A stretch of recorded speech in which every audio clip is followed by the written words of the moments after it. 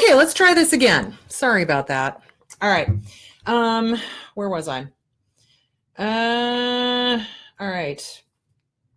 Post about, all right. Comments. Okay, the post regarding the Psychology Day, the police was called Violence and Divorce. I would like to comment on it because unfortunately it sadly rings true. Okay. Violence comes in many forms, and it is often because of a loss of control. The perpetrator wants to assert control when he has lost it. And in a malignant divorce, this can mean manipulating children or the legal system against you. Acts of violence, sometimes kidnapping, and even rarely homicide. Yes, it does happen. They are dangerous.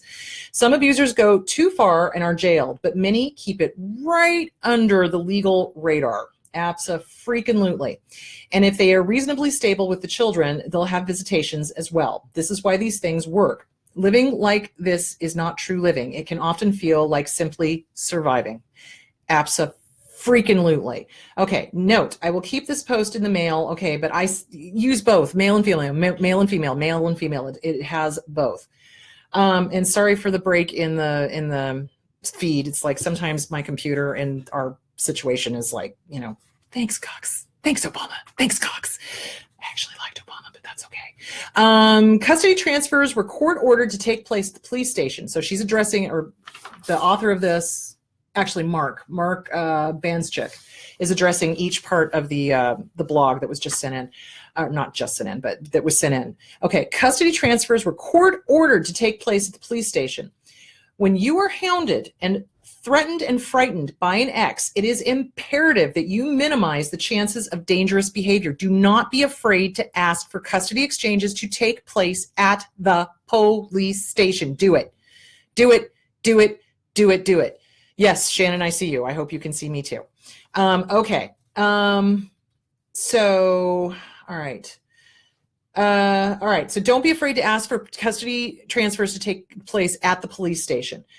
Transitions are often times of stress, and the custody transfers are notorious for the propensity to pose problems if a couple is predisposed to them. There are so many triggers. He comes to the house that he has bought, but it's inaccessible to him or her. Then he or she has to deal with you after spending the last few days brooding about how you were taking advantage of him or her. Or he or she simply has difficulty in letting his or her daughter go to you, knowing that he or she is the better parent. He or she walks around telling he or himself that life is unjust, or he or she is angry that that person gets everything.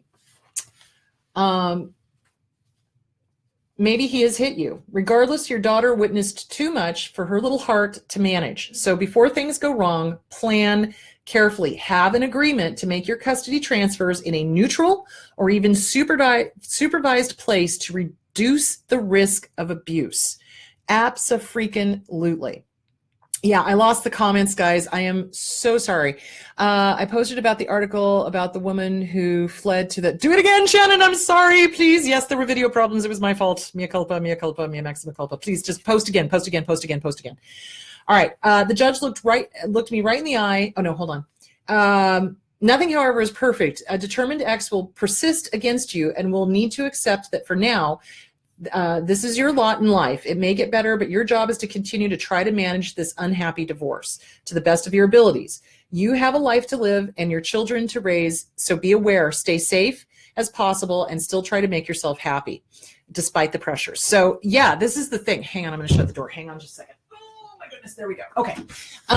So this is the thing, is that they will try to make the custody exchange when you exchange the kids, they get them, you exchange the kids. They'll use that time period to try to attack you, sometimes physically, sometimes verbally. They'll try to use it as an attempt to intimidate.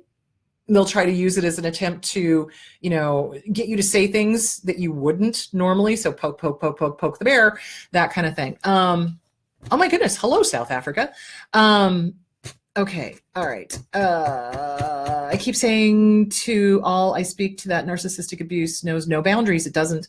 It is neutral to gender, race, religion, creed, and sometimes economic status. Yeah, abso-freaking-lutely. Totally agree.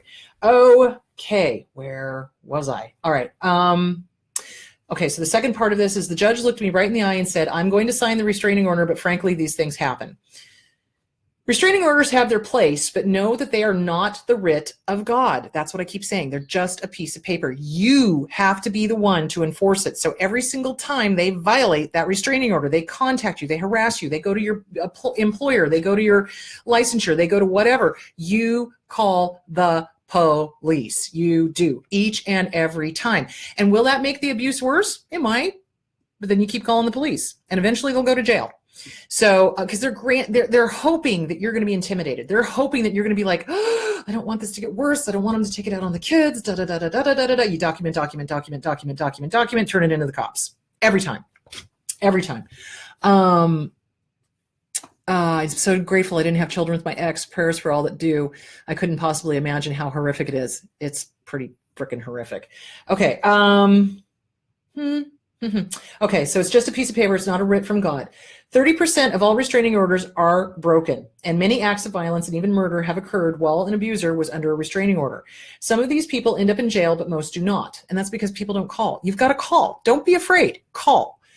These cases fall into the category of the malignant divorce, and these perpetrators can carry many diagnoses. They can have chemical dependency issues, a personality disorder, or even be psychotic.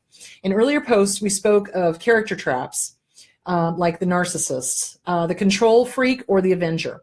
If your ex broods in his or her victimhood or believes that he or she was wronged, there is a possibility that he or she may want to set the record straight by making you pay. That's what they do. That's why they drag things out. That's why they intimidate. That's why they have obsessive ex syndrome.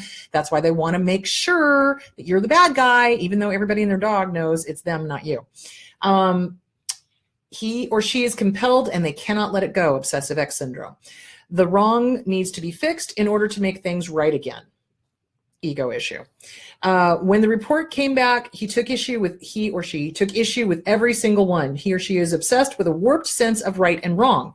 He or she needs to win at all costs for almost no good reason.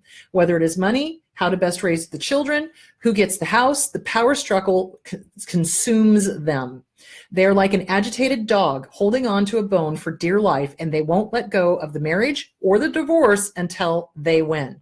And then after winning the battle, they find another fight. Remember that fucked up, insecure connection rather than no connection at all. That's what they're looking for. They'll come up with stuff to fight about. They will. I had one client where they drug this poor kid back into court for 12 years. 12 years. 13 the last time I saw them. What the actual, don't get me started. Okay. All right. Clearly your children are not the priority. The exes like this are ruled by envy. Keep in mind that their number one priority is control. An ex will strive to bring you down before anything else. He or she will tally as a win or a loss in his or her head. Even the agreements you have made are far from black and white. Any attempt from an outside party to tell him or her what to do will be met with resistance. In these situations, you will need outside help to stay safe. You will have to stay safe and stay as even-tempered as possible. Know when to fight, when to take no action, and when to get reinforcements. Legal bills will be high. Since he or she was triggered. On the other hand, passivity will only invite more aggression and manipulation on their part. A good therapist and attorney will be invaluable. So don't be passive. I mean, you got to know when to fight. And I'm going to talk about this because I have some clients that just fight at the drop of a hat. And it's like, stop it. Stop. Gray Rock, stop it. Stop. Okay, hold on. He got the woman pregnant. He was seeing pregnant and it's a new distraction. Or it could be female, got a new sugar daddy or whatever, and new distraction. Okay. This rings so true. Despite the control freak's intelligence and relentless pursuits, his or her motivations are really immature, and that is being kind. He or she is trying to correct an awful sense of uneasiness inside of them because he or she lost control and it makes them anxious. Despite all the drama, he or she may surprisingly move on when he or she shifts to another supply or grows tired of the conflict, often switching to another conflict with another person altogether. You may pray for this day. Yeah, and here's the thing. If their new supply runs out and their new conflict drops, they'll come back to you. Yay. So, to the best of your abilities, live a happy life and hope that time will heal as it often does.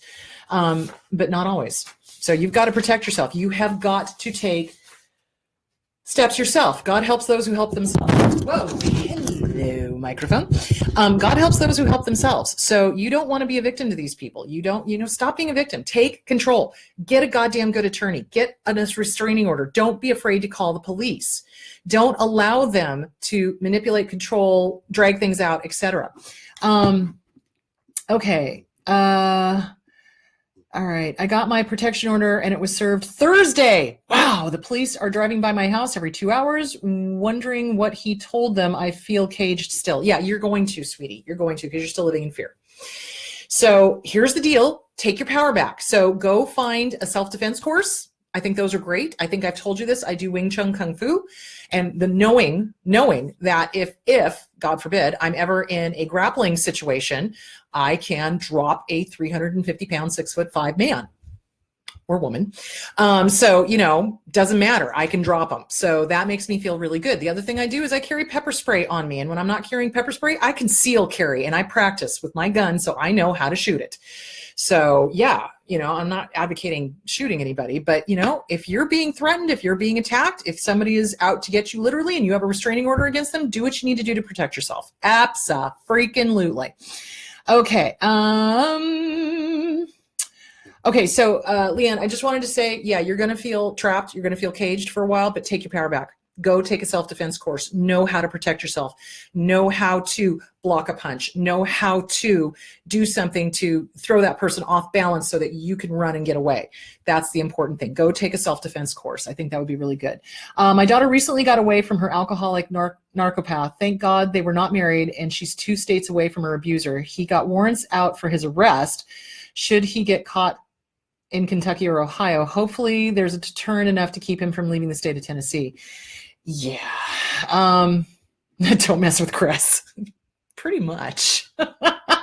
All we have here are police with no guns. Great. Okay. Self-defense. Go take a self-defense course.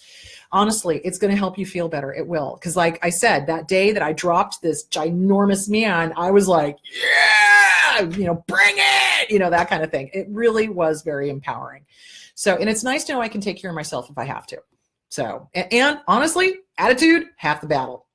Because if you're thinking, oh my God, fear, false evidence appearing real, you're not going to win the fight. You have to go into any fight knowing you're going to win, whether you win or not. You just go in going, I'm going to be this one to survive. Fuck you. I'm going to be the one to survive. So yeah, that's what you want. Karate for 3 years. Do it. All right. That's awesome. You did karate for 3 years. Do something with grappling though. That's why I like Wing Chun Kung Fu, because it teaches you how to grapple. Because oftentimes what abusers will do is they will grab you by the arms. They will grab you, in your hands. They'll, twist your arm behind you, that kind of thing. You need to know how to get out of all those locks. You need to know how to get out of all those holds. And should they get you in a bad position, you need to know how to grapple. You need to know how to fight. That's why I like Wing Chun Kung Fu. So check out Kung Fu. I think it would be really good. Don't be afraid. So you're going to have to really manage the fear. You're going to have to really, really live your life. Live your life. And if you're going somewhere, vary your routine. Don't go to the same stores you always go to. Don't go to the same gym you always went to. Or if you go at different hours. Vary your routine. Don't be a creature of habit. That is what obsessive exes and stalkers look for, is they look for patterns so that they know where you're going to be so that they can be there. Does that make sense? And if they show up, call the police. Okay. I don't see your comment, Shannon. Oh God, hold on. Why isn't it not there? I don't see it. Try posting it again. I'm a qualified personal trainer. He's saying I was dangerous. What, you're going to get in shape? Idiots. All right. So yeah, exes say the stupidest thing. Abusive exes say the stupidest things. Okay. This is the last thing I'm going to write, and then we're going to talk more about how to behave in court, because I think this is important. Good Lord, I'm having my own personal summer. What the hell? Whew. Okay. All right. Kimberly Bowers wrote this open letter to the Oakland County, Michigan Family Court Judge Lisa Goryaika. The judge jailed 3 children, this was back in 2015, for not having a healthy relationship with their estranged father. The mother is now under a gag order and has been banned from seeing her children. This letter, and this is on Psychology Today, written by Jennifer Baker, who's a doctor. Again, it's a powerful letter to the family court judges. Read it. It's awesome. This letter seems to represent the experience of far too many parents. That far too many parents have had with the court system, court system's response to allegations of abuse. Dear Judge Gorcyca, Gorcyca, you don't know me, not personally, but I know you. Allow me to introduce myself. I am a mother or father. Remember, can be either. I know the profile of an abuser, and you fit that profile. In June of 2009, U.S. Attorney General Eric Holder posed this question to the National Summit of Intersection on Domestic Violence. What if there's been abuse in the past? If so, what does that relationship look like? I'll tell you what it looks like, Your Honor. An abuser threatens their victim. They tell him or her that they'll take their children away if they don't submit. In order to break them mentally and physically, an abuser will drag out conflict, oftentimes after the victim has already worked a hard day, denying them rest, knowing that they'll need to wake up early to care for the children. This being the 11th hour. Abusers thrive on conflict, violence, and abuse. It sustains them. They tell their victim to remain silent about the abuse or suffer the consequences. I'll take you back to court. I'll take you back to court. If you don't let the children come with me, I'll take you back to court. And they will tell the children that too. If you don't do what I want you to do, I'll take your mother to court. If you don't like my new girlfriend, I'll take your mother to court. I've actually seen that happen, so be aware. They isolate their victim from the supportive network of friends and family, and the abuser demands love. Okay, and respect. Oh yeah, they're all about the respect. And if those demands go unmet, then the abuser will take drastic measures to ensure obedience, using their position of privilege and power to manipulate, subdue, and control. You said you wanted something drastic to happen to fix Maya Tishone's family. You knew full well that a family torn apart by abuse could never be whole again. You knew, but you didn't care. You saw a fat checking account, and like an abuser in the 11th hour, you dragged out the conflict for 2 whole years because litigation incurring fees of over $500,000 or more is of greater value than justice. You thrive on that conflict. It sustains you. You forced Maya Tishone's children to have lunch with and to maintain a loving relationship with a father whose abuse has been documented. You slammed that gavel down when the Tishone children refused to obey. You handcuffed and imprisoned them. And like the abuser who threatened his victim with the loss of their children, oh, this damn thing cut out again. Anyway, basically, you treated them horribly. You threw them in jail. You scared them. You intimidated them. You treated them like there's something wrong with them as opposed to the person who was abusing them. Abusers isolate their victims, cutting them off from supportive and loving connections like friends and family. You tore children away from a loving primary caregiver and isolated them from each other, imprisoning them and severing their supportive network in order to break them down and ensure submission, because the kids refused to go with the dad. They absolutely refused. They were like, nope, don't want to go. And this judge forced them. You violated the Tishone's children's privacy, but one does not place children in handcuffs to ensure their protection. No, you needed to conceal the overreach of the family court and your abuse of power to hide from the world the human rights violations and the child abuse being carried out by those working in the family courts who profit financially from abused women and children and men. Silence hides abuse, and this allows for its continuation. I, mother, am not fooled by your actions, or father. So while you don't know me, Judge Gorcyca,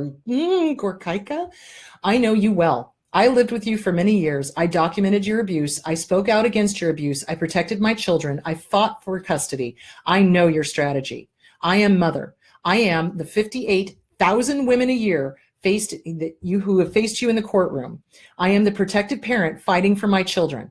I am the activist affecting legislative change and educating others. And though you steal my voice with your gag order, know that where I am silenced, thousands more will speak in my place. Count me as one. We are many. We are united, and justice will prevail. Signed, Mother. or father. So that's what's going on in our court system, guys. It's unjust. It is biased. It is filled with narcissists. It is filled with abusers. It is filled with attorneys that are more interested in a paycheck than they are in helping their client. Hang on, I got a drink. So I'm going to walk you through how to talk to an attorney, what to do once you get into court. Hang on just a second. I want to look at it's long and phone is hard to type on. Oh, Shannon, I'm so sorry. I'm sorry, my stupid internet went down. Okay, now recently learning that I have been living with a narcissist for the last 21 years. I never questioned him, never pushed so much about our living arrangements. He owns the house. He bought me. He is no longer living here. After 21 years not married, do I have any rights to continue living here? Just ready to seek counsel. Wanted to hear what you think. You need to get with an attorney. You absolutely need to get with an attorney. In California, I know that there are palimony laws, so that if you've been living with somebody for a long period of time, it is considered a brain gone. A marriage, common law marriage. And I don't even know if that's a thing anymore. So, but that was years ago. So you need to get with an attorney and ask them about that. Amy, thank you for posting that link. Thank you. I had a judge like that, lost custody and about lost my mind over 25 years ago. Lost it because father made more money than I could. Sad. Daughter is just like him now at 32 years old. Yeah, that's sorry. That is yuck.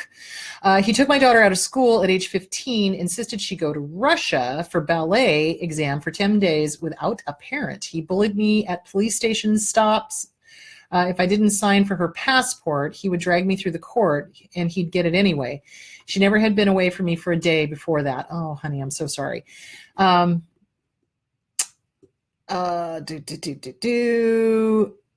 there we go. Test from my computer. Right on.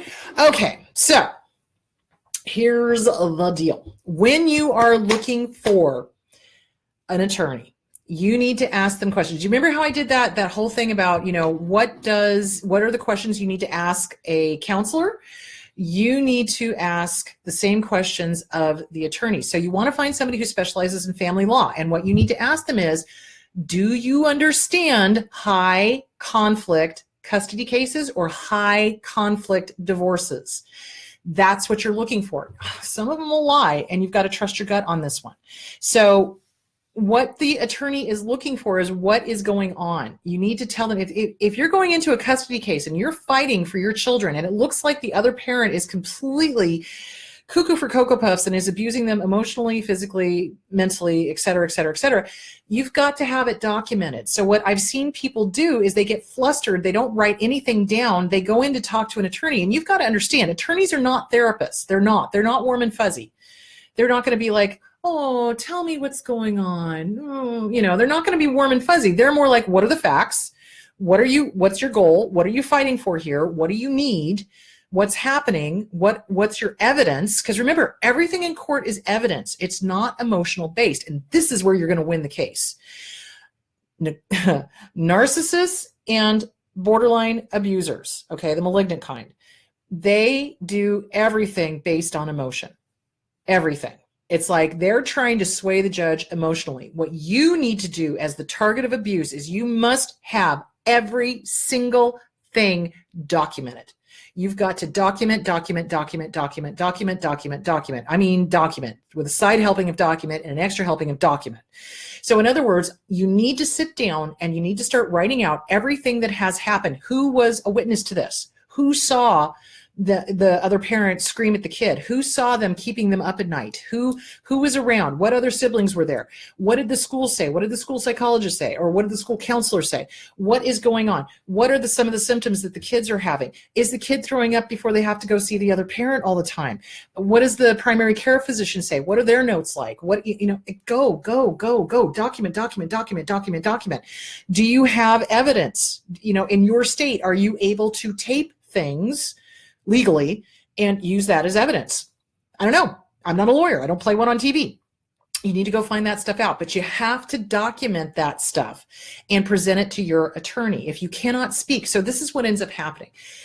Targets of abuse have been terrified, basically. They've been terrified, they've been lied to, they've been gaslighted, they've been told they're worthless, they've been told nobody will believe them, especially if the other spouse has got a lot of money. And this goes for female abusers as well, guys. I've seen guys do this too, okay? So it's not just women that clam up. I've seen guys clam up as well. Why? Because the inner child is the one that's running the show at that point. You're not supposed to tell, right? You're not supposed to be airing your dirty laundry. That's what toxic families say. It's like, you don't want to air the dirty laundry. You don't want to tell. Don't you dare tell. I'll kill the pet. Don't you dare tell. I'll punish you. Don't you dare tell, et cetera, et cetera, et cetera. So when somebody goes in to tell another adult, like an attorney or judge, what's going on, all of a sudden that inner 5-year-old pops up and goes, no,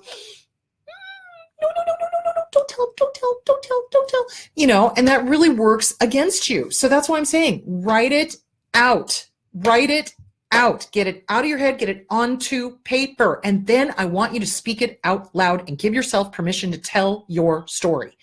That is the most powerful thing that you will ever, ever do. Take your power back, period. You've got to comfort that inner 5-year-old. You do. So you're going to have to prep your inner 5-year-old before you go to speak to an attorney. You're going to have to do that inner child workbook. Remember that I talked about that? So there's an inner child workbook. Get it, work it. You're going to have to do the self-esteem workbook. Get it, work it. CPTSD, From Surviving to Thriving by Pete Walker. It's going to trigger the hell out of you. Take it in small chunks. But you're going to need to be able to speak up. And that is what's going to stop you, is that inner child. That inner child is going to be the one that's going to be like, nope, nope, nope, nope, can't, no, not safe, not safe, not safe.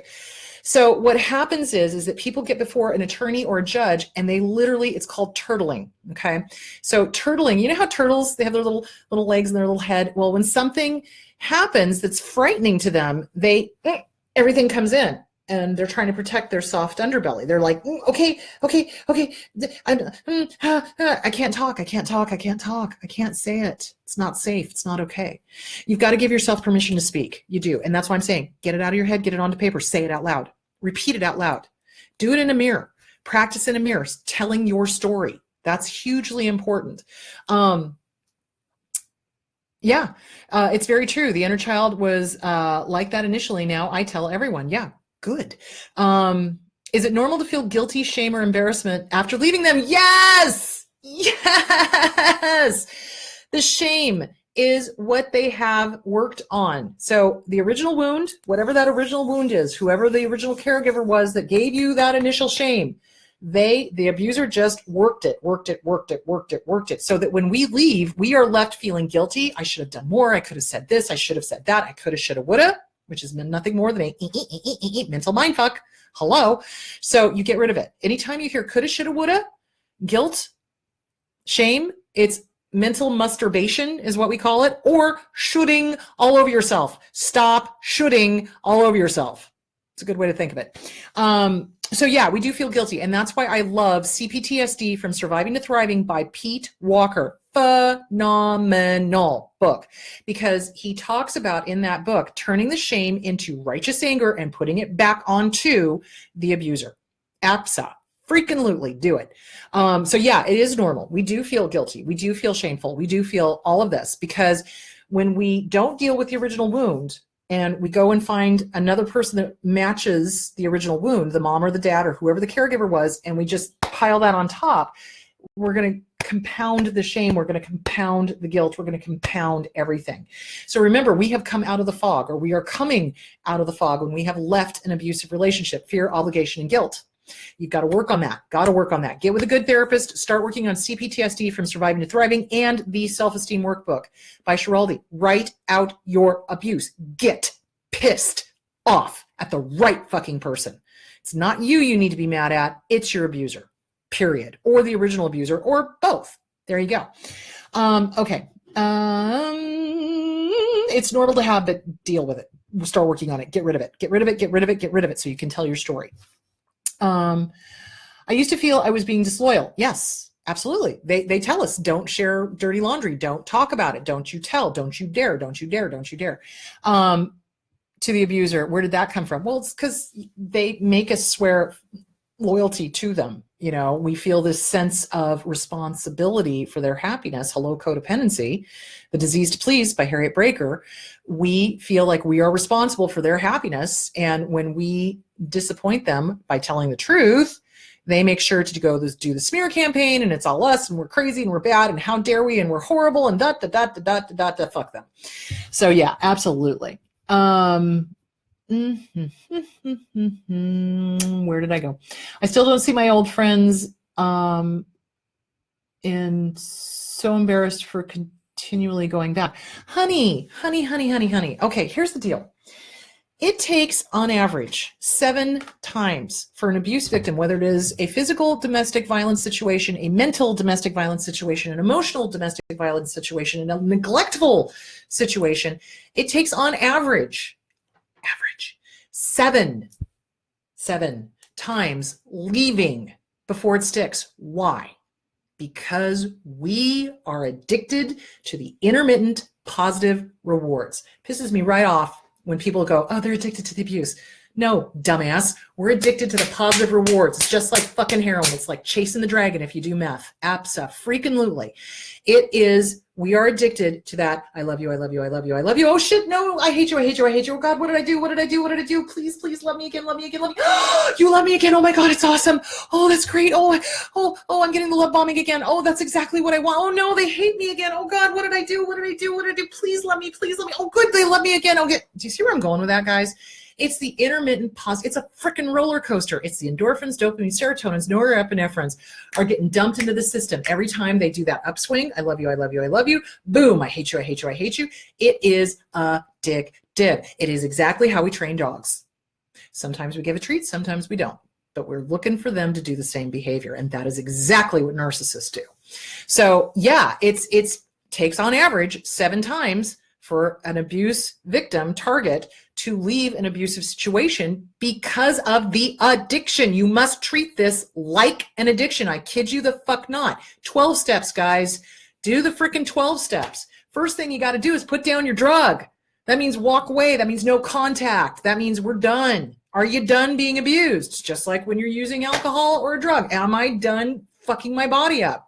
Am I done? That's the question you got to ask. Am I done? And if you're done, you walk away, you go no contact.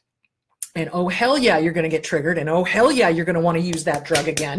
You betcha, because the neuroepinephrines and everything in your body is screaming, but I'm missing the love bombing. I'm missing this. I'm missing that. I want to feel that again. And okay, stop.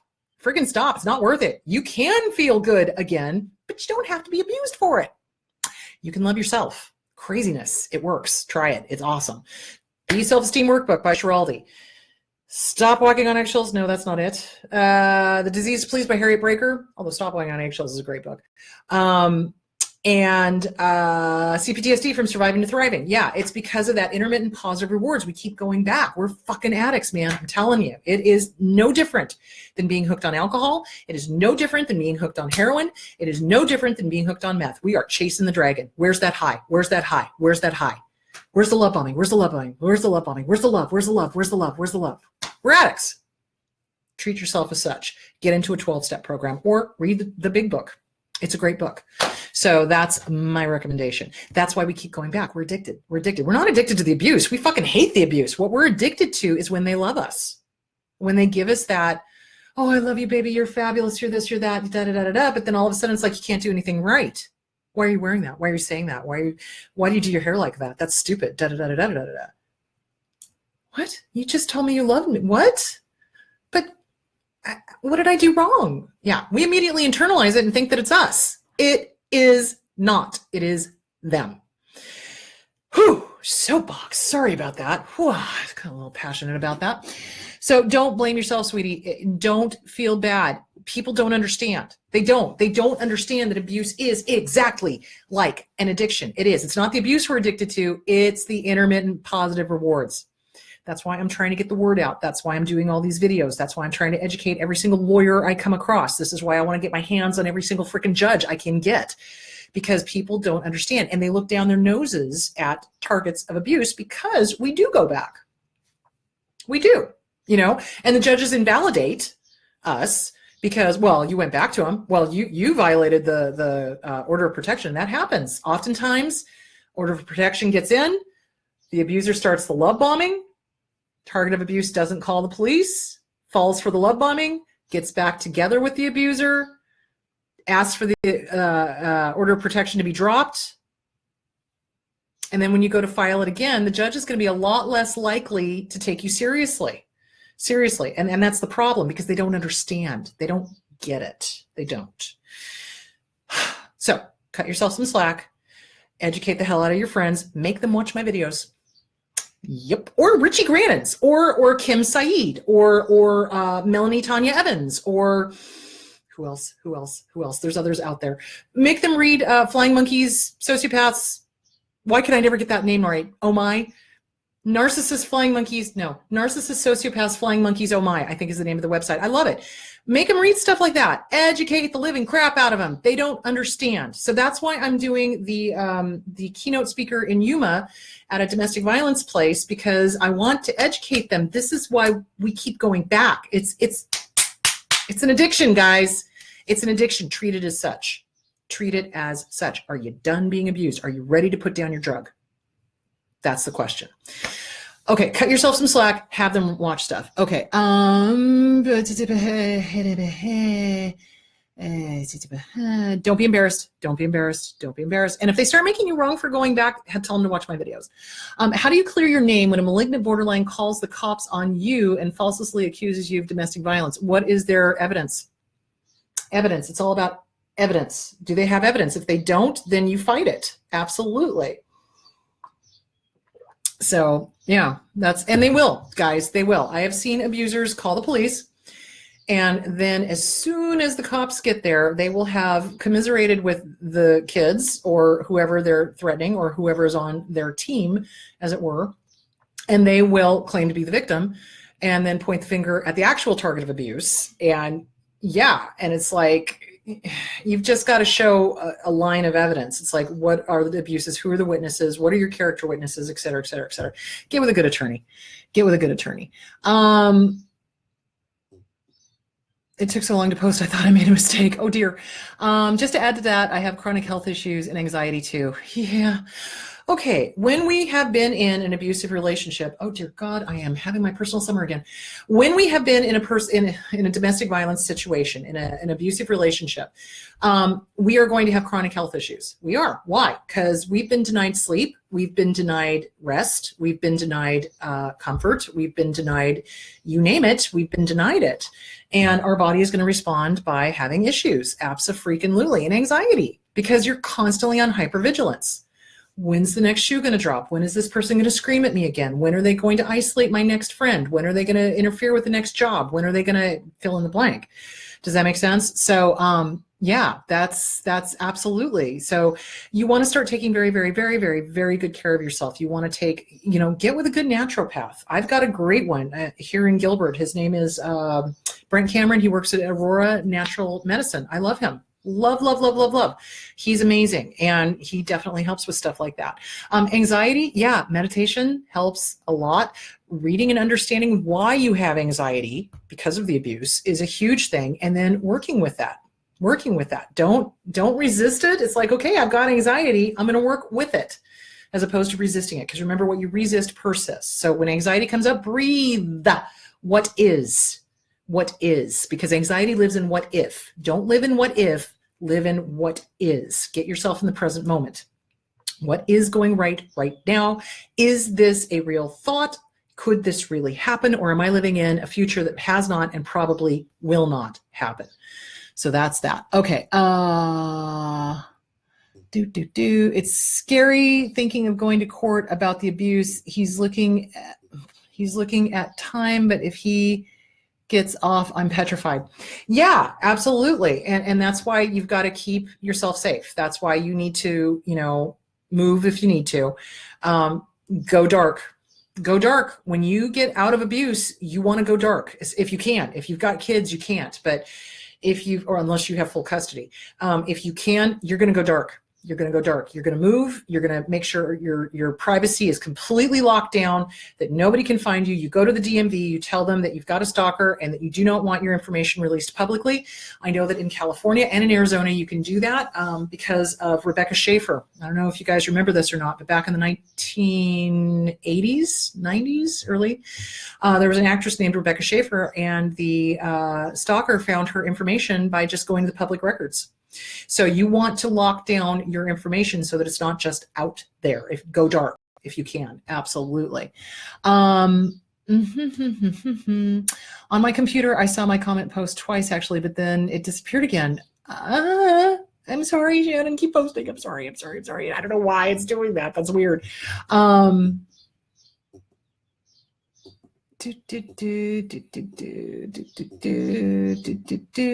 My partner bought me Stop Walking on Eggshells. Doesn't apply to her though, but her mom or mine. Yeah. Stop Walking on Eggshells is a really good book. If you're dealing, it depends on what type of abuser your abuser is. If your abuser is borderline, Stop Walking on Eggshells by Randy Krieger is a really, really good book because it teaches you how to deal with them when they start doing the manipulation thing. And this is going to serve you well in court. So that's a great book to read. The other good book to read is The Object of My Affection for Narcissists. The Object of My Affection is In My Reflection, Coping with a Narcissist by Raquel Lerner. You definitely want to read those.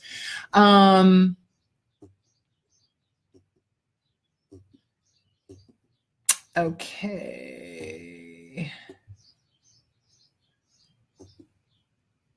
All right, hang on. I'm just looking at questions.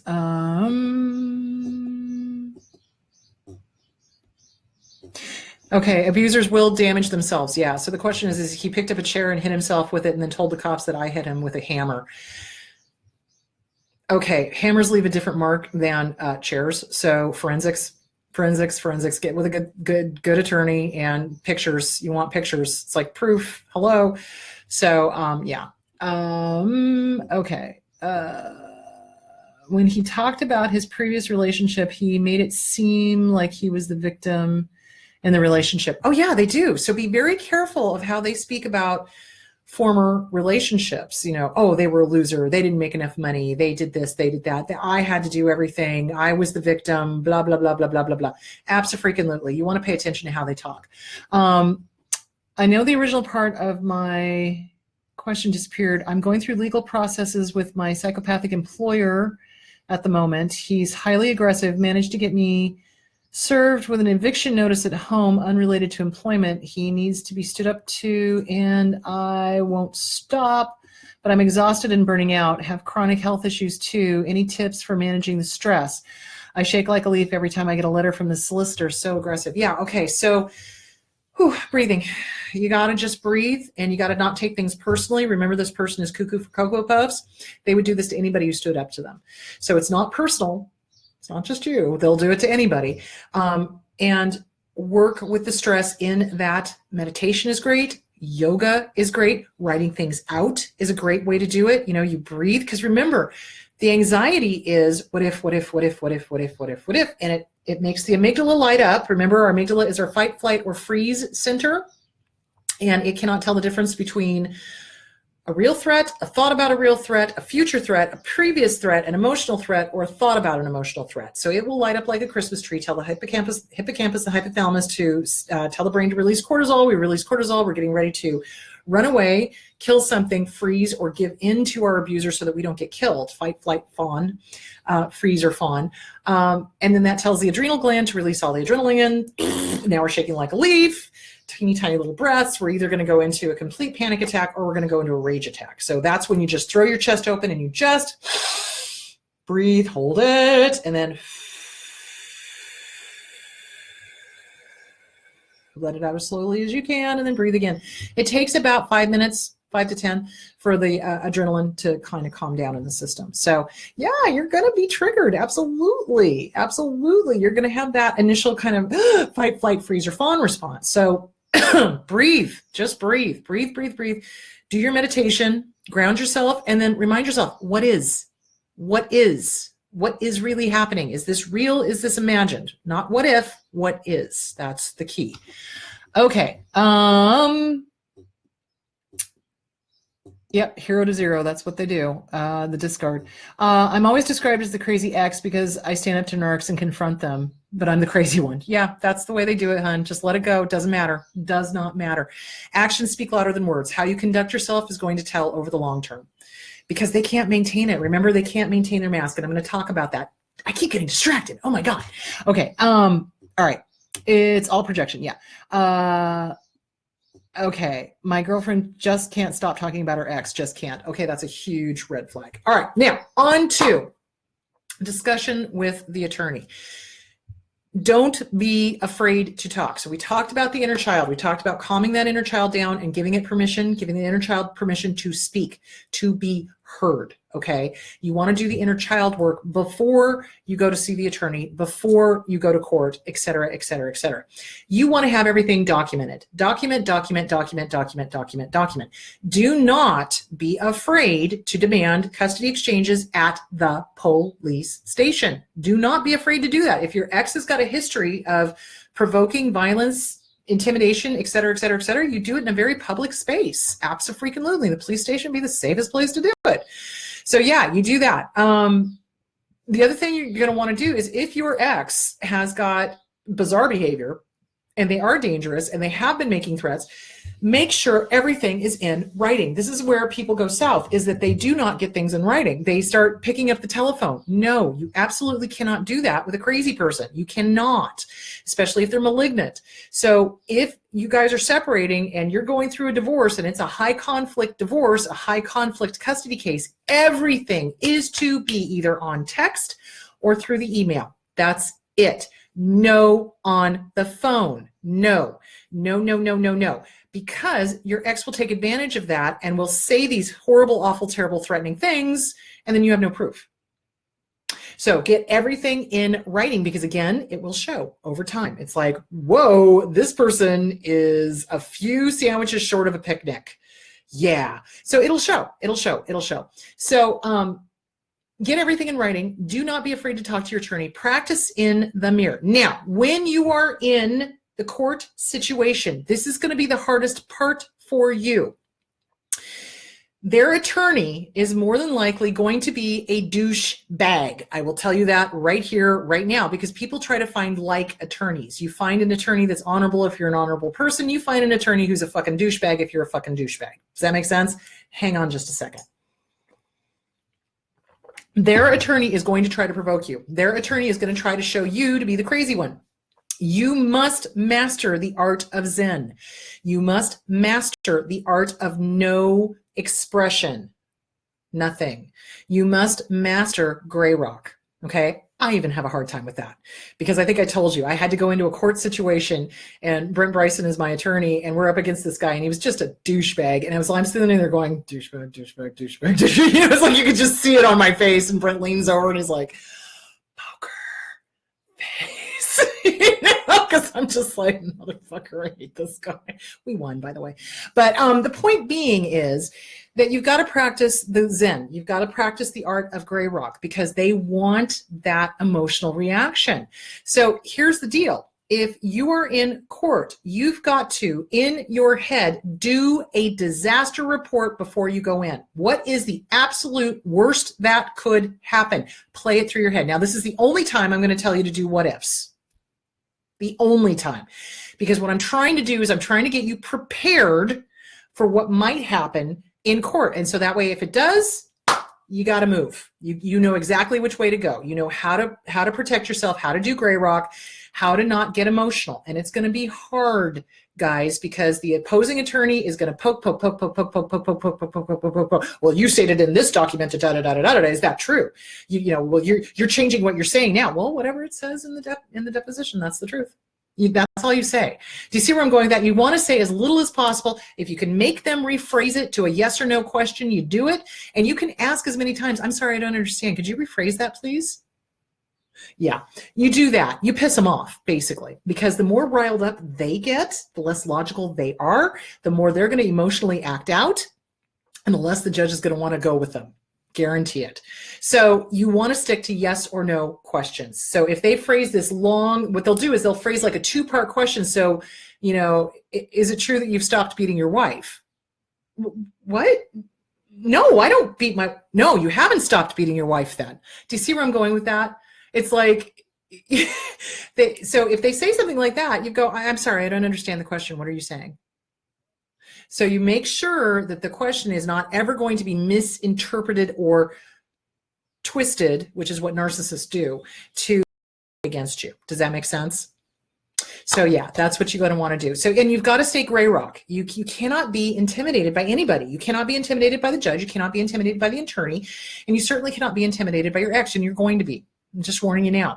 Going into an adversarial position where you are forced to see your abuser is one of the most stress-inducing, frightening times that you're ever going to be in. But remember, if you get a good, and I do mean good, attorney who understands high conflict custody cases, high conflict divorces, they are there for you. Make them do the work. Make them do the work. Make them take all the emails.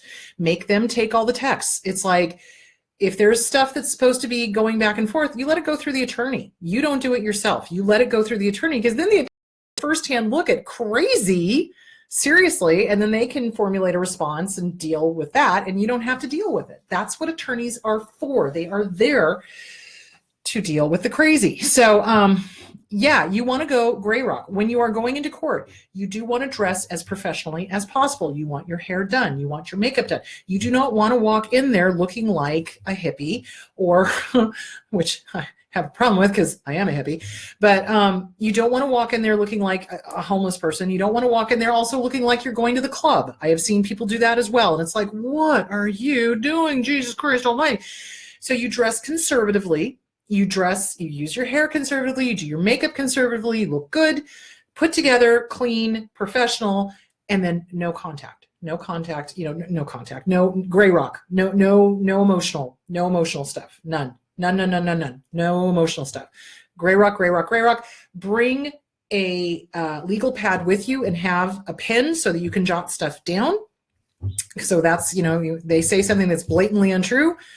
Okay, he said da-da-da-da-da, that's not true. Show your attorney. That's, that's what you do. You just let them see stuff so that they can go back and during the cross-examination, they can go back and address all of the lies, because trust me, the narcissist is going to lie. They can't help it. And they think that they're right. And they think through magic thinking that the court is just automatically going to agree with them and that they are going to get their way, because that's what narcissists do. They expect immediate acquiescence to their demands. They think that everybody is just going to go, oh, you're absolutely right. That's the truth. That's the way it happened. When in fact, that's not the truth. That is not the way it happened. So they expect people to give in to their demands. That's part of the disorder, is that they can't distinguish what they want from reality. So there is that.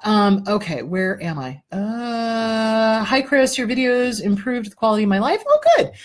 Thank you infinitely. You're very welcome. Can you talk more about how all the narcissistic borderline abusers we get involved in as adults are variations on the theme of the narcissistic borderline parents? Once I began working on the original trauma, abusive parents, schoolyard bullies, etc., my self-esteem and self-respect exponentially increased. Yes. And no more abusers are in my life because my true self won't allow them. Huzzah. P.S. The more I watch your videos, the more I felt empowered to go gray rock with my malignant narcissist borderline roommate. Within weeks, he devalued me, no longer getting his supply, and finally approached me to announce he wasn't renewing the lease and that he was moving the discard. Good job. Honestly, good job. So very quickly, and I've talked about this in other videos, but very quickly, the original wound. We're groomed. It's not like we pop out of the womb and go, hey, I know, I'd really love to get involved with abusers who are just going to like rip my self-esteem away from me, tell me that I'm worthless, and leave me in the dirt. We don't do that. What happens is we get groomed, and that grooming comes from a toxic family. So a toxic mom, a toxic dad, grandparents, a teacher even, because teachers can be narcissists as well, and they can pick out a scapegoat in the class. Absolutely. So the original wound. What is the original wound? Who told you that it was okay for somebody to treat you like that? Who gave you that wound? That's the inner child. How old were you? That's what you got to work on with the inner child workbook. And what we do is we look for somebody. If we don't work on that original wound, what we do is we look for somebody who reminds us of that mother, that father, that teacher, that bully, that whatever, because we're trying to heal it. Because in our little heads, God love us, if I can just make them love me and they're just exactly like my original abuser, well, then the abuser is wrong and I'm right. What? Yeah, that's what we think. That's honestly what we think. It's that we're trying to heal that original wound by dating somebody that's very similar to the original abuser. And instead of healing that wound, all we do is compound it, compound it, compound it, compound it, compound it, compound it until we've got a horse stall that is just filled with emotional shit that we're going to have to dig ourselves out of. So that's why I'm saying the Self-Esteem Workbook by Schiraldi, the Inner Child Workbook, don't know who it's by, but really good 2 workbooks, and also The Disease to Please by Harriet Breaker, and CPTSD Surviving and Thriving by Pete Walker, because we got to work on all of that. And the original wound is who groomed us. We were groomed. We don't pop out of the womb going, gee, I'd really like to be abused. We get groomed. So figure out who was your groomer, who did that, who are you trying to date, who are you trying to live with, who are you trying to be friends with? Because we do that too. It's not just as necessarily a romantic relationship. Who are you friends with that reminds you of that original wound that you're trying to fix? Fix the original wound. Get rid of the toxic family and friends. Do it. Yeah, absolutely. So I hope, Nate, I hope that answered your question. I worked with 2 different attorneys that were narcs. Yeah, not surprising. But didn't know about narcissism then. Ask all the right questions and then see how you feel in your gut before hiring them. Excellent advice. Yes, Leanne, excellent advice. Some side with the abusers. A lot side with the abusers, and a lot of judges side with the abusers. That's why it's very, very, very important to ask all the questions. Tell your story. And if your attorney is hemming and hawing and, oh, well, go get another attorney. Get one that is well-versed in high conflict custody, high conflict divorces. You betcha. Good job, Leanne. I like that. I'm wondering what would be the best reaction for a man if his abusive spouse says that she's pregnant when they are about to divorce. Okay. Oh, I have seen abusers of both sexes do this. So the more disordered an abuser is, the more outrageous their claims will be. Hold on just a second. Several years ago, I had a case where the son of a client had left this crazy relationship. The girl was obviously disordered in some way, shape, or form. She claimed she was pregnant, and she started sending belly shots only belly shots. And they were only like from here, just the bump, right? So you couldn't see a face, you couldn't see the rest of the body. And the client that I was seeing was very suspicious. And I said, she's not pregnant. Guarantee it. Demand a paternity test. I can tell you right now that that little girl is not pregnant. Demand a paternity. Well, it turned out she wasn't pregnant. She was using the shots of a girlfriend of hers that had a similar body type that was pregnant, because she was trying to trap the person into the relationship, because the person had ended it, had left, and abandonment issues, and she was going to get him back and pretend she was pregnant. And I don't know how she thought that was going to end, claiming that it was a miscarriage or whatever. But yeah, they do that. Absolutely. You always demand a paternity test, always. Yeah, demanded a paternity test. And if she is pregnant, then you still go through with the divorce, because if the person is abusive, they're abusive, period. And they will do that. They will intentionally get pregnant to keep the relationship. Because remember, a borderline's worst nightmare, especially when they get into the malignant end, because they don't think things through, because they've got the disordered psychotic thinking, is that they don't want to be abandoned. And they will literally do anything. They will use a little child, a baby, in order to trap the other person to staying into the relationship, even if it's abusive, even if it's miserable, even if they hate them. They would rather be in a fucked up, dysfunctional relationship than abandoned. So yeah, paternity test and then go through with the divorce, honestly. Chris, do you take international calls for counseling help? My covert narc is going to kill me, I swear. I'm 18 months into 3 assault charges, theft charges, multiple intervention order breaches, traffic charges after he hit me with his car. stole my phone, which he actually cloned, and yeah, they do that too, and more. I've been isolated from friends and coworkers who have all turned on me, didn't know he was slagging me off so severely behind my back while pretending to love me to my face. I lost my job, and I'm at my wit's end. The police are doing the very bare minimum because my ex works with the wife of the investigating officer. Okay, well, that's an ethical violation right there. He even got the government agencies believing his BS, but I can prove everything because I have recordings of it all, full admissions from him, everything. I'm so close to losing my shit completely. Anyway, I love your views, advice, videos, and methods. I'm so hoping you could spare some time to talk. Okay, so here's the deal, guys.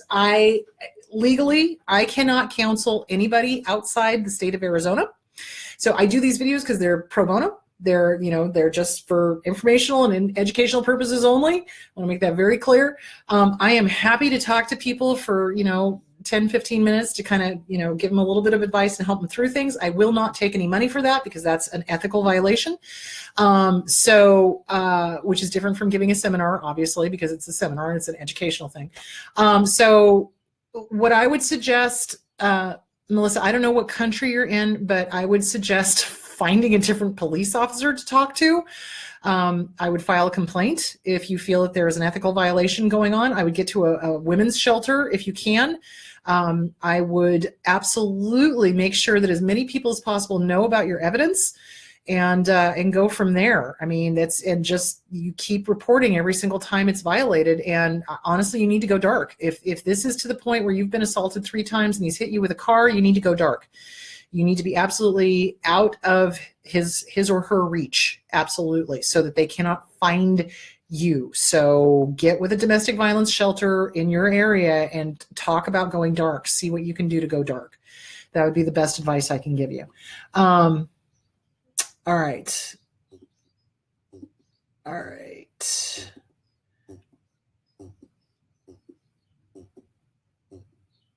All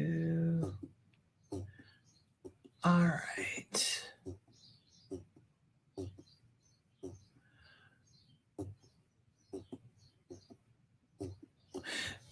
Okay. How do we figure out who we had the original wound with? You journal.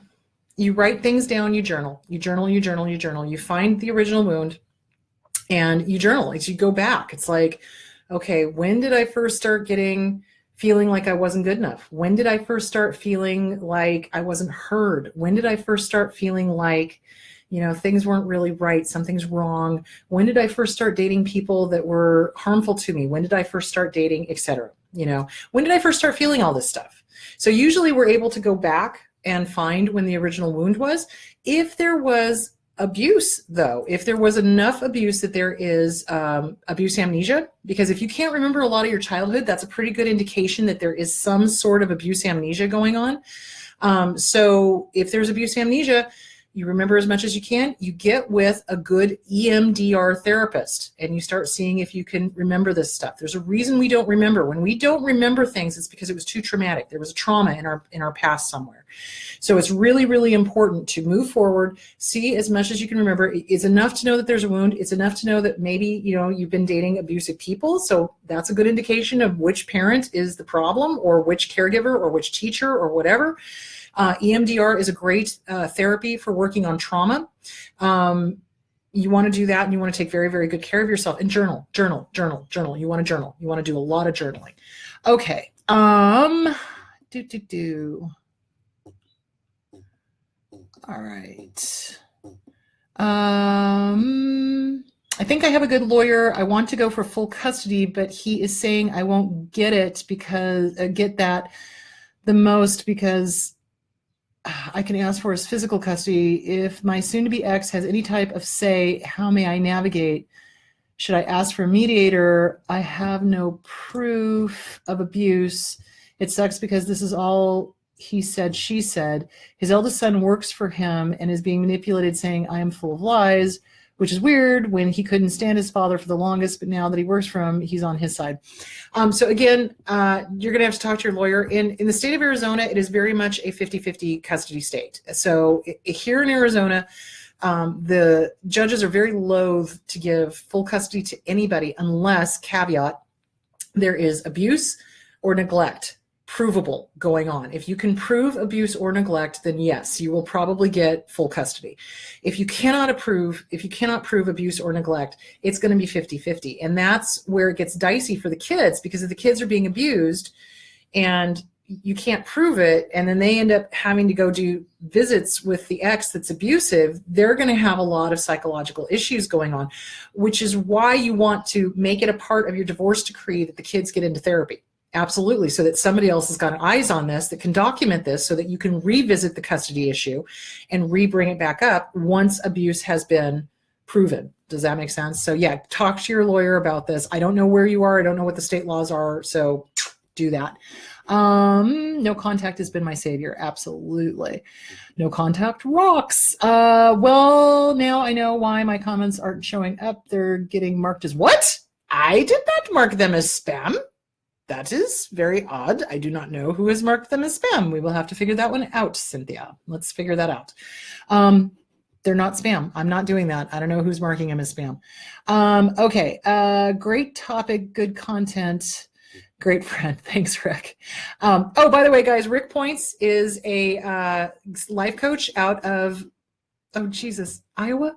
Iowa. I keep wanting to say Ohio. No, Iowa. So Rick Points is the one that I keep referring people to. He is an expert in addiction.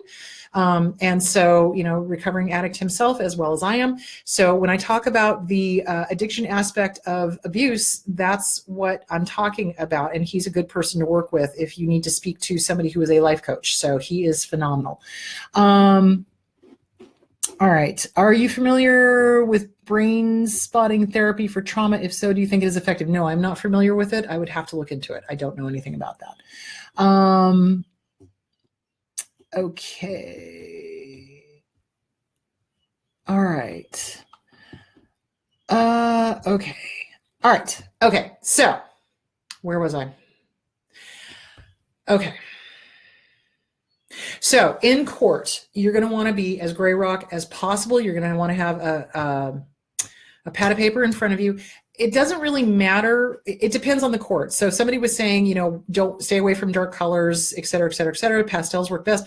It really depends on the state, and it depends on the court, depends on the judge. So trust your lawyer to know that, because the lawyers will know the different judges and how they operate and things like that. Really, the most important thing, clean, professional looking. That's really what they're looking at. Your ex is going to do all sorts of facial expressions. They are going to do all sorts of things to try to poke the bear to get you to respond. You do not want to do that.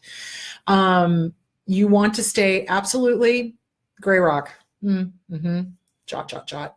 That's it. Okay, so that's the court systems. Okay, where was I going with this? So the biggest thing is, guys, education. So lawyers don't understand. You need to ask questions of the lawyers. You need to show them your documented evidence. Oh, emotionality. So on the stand, the other opposing attorney is going to try to get you to be emotional. What you will also see happen is the abuser is going to try to get very emotional, and they're going to do the histrionics. They're going to do the crying. They're going to do the raging. They're going to, not raging to the point where it's like, oh my God, they're crazy, but they're going to be like, you know, I'm the victim here, you know, that kind of thing. So don't respond. All you do is you just jot stuff down, show it to your attorney. That's what you do. You just jot it down, show it to your attorney. The point I'm trying to make is, and Brent made this point the other day at our BNI meeting that I thought was just phenomenal. He loves doing the high conflict divorce cases, because when he gets a narcissist on the stand, he's able to ask the exact right question that's gonna push their buttons, and they get pissed, and you can watch the mask just slip down, and then the real them comes out, and the judge gets to see it. That's why it's imperative that you get with a really good therapist, a really good lawyer who understands high conflict divorce, so that they know exactly how to push those buttons, how to make the narcissist or the abuser's mask slip dramatically in court. That's what you want. That's why you need to ask all of these questions. So really important to ask the right questions, really important to trust your gut. I love that. It's like if you've presented all of your evidence and your lawyer is still kind of hemming and hawing, drop them, go find somebody else. And the other thing of it is when you go up against an abuser, you cannot afford to not have an attorney, because the abuser is not going to play fair. They're not. They're going to manipulate the court evaluators. They're going to manipulate the counselors. They're going to try to manipulate the judge. They're going to manipulate everybody. You need to have an attorney who is absolutely fighting for you and understands abusers and understands high conflict divorce and or high conflict custody issues. Now, the other thing you're going to want to do too is if you suspect abuse, there are expert children's forensic doctorates out there that can do a forensic evaluation of the child to show that there is abuse going on. Are they expensive? Yeah, they're about $10,000. You bet. It's really, really expensive to do stuff like that. However, your kids are worth it. You are worth it. And if this person that you're going up against is a psychopath, which in some cases they are, because remember, dark triad, you've got the narcissist, psychopath, Machiavellian. They will have done other things. They will be harmful to the kids. They'll probably have done other things too, because if they got the antisocial going on, they can't not break the law, or they can't not do things that are socially inappropriate. So yeah, there are experts out there that you can get forensically to interview the kids that will help prove that there is weird stuff going on. So yeah, it's a thing. Talk to your lawyers, and make sure you have your therapist with you to guide you through this, because it's going to be hugely stressful. It is. And it's frightening to think that if you don't do the right thing, that your child or children will be forced to go into a visitation with this absolute dark triad and get damaged. So that's why it's important when you do talk to your lawyer, make sure in the divorce decree, the children get counseling, period. They get it from a good counselor. And the opposing parent is going to try to be the one to always pick the counselor. And you've got to somehow write that so that it's like, no, we get to look at the counselors together and we mutually agree. And if we don't agree, then it doesn't happen. But then what they'll try to do is they'll try to circumvent that by never agreeing. But that's when you drag them into court for contempt of court. So anyway, it's a thing, guys. It's a thing. All right, I am going to sign off now because my voice is starting to go. So next week, I want to talk about healthy. What is healthy? What is healthy thinking? How do we stop the obsessing about the ex? How do we stop obsessing about learning about everything we can about narcissism and borderline? Because that's what we do. That's part of the process. And I want to talk about what the process is for healing. It's like, what is natural, what starts to slide into obsession, in which we need to watch out for because we tend to do that. I can't think of anything else. So I hope you guys have a great, okay, I just popped out and reloaded my newsfeed and it came up, your comments were on, we need to talk, are marked as spam. Okay, Facebook is being stupid because remember this whole thing shut down, so I don't know what the heck's going on with Facebook. Journaling is really, really important. Do it. Okay. Oh, thank you, Ryan. It marks it as spam when you do one comment after another. Well, thank you, Facebook, for not being helpful. Okay, just to mention, anyone else having difficulty with the Facebook Live format, it's exceptionally difficult to post questions. Yeah, it's acting dumb.